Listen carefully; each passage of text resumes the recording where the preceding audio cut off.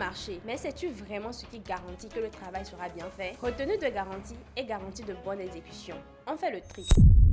Dans les marchés publics, une minute peut faire toute la différence. Bienvenue dans Minute Marché Public by Bass Consulting. La garantie de bonne exécution est exigée du titulaire du marché lorsqu'elle est prévue dans le DAC en fonction de la nature, de l'importance et du délai d'exécution du marché. Elle est destinée à assurer la bonne exécution des travaux, fournitures ou services. Elle permet également de couvrir les réserves formulées lors de la réception. Il s'agit généralement d'une garantie financière irrévocable fournie par une banque ou un établissement agréé. Son rôle principal est de sécuriser l'exécution correcte du marché. Lorsque le marché prévoit un délai de garantie, l'autorité contractante peut retenir une partie de chaque paiement au titre de la retenue de garantie. Cette retenue vise à couvrir l'obligation de parfait achèvement des travaux, fournitures ou services. Le montant de la retenue est fixé selon les textes en vigueur relatifs au paiement. Les conditions de libération sont précisées dans le cahier des charges. La retenue peut être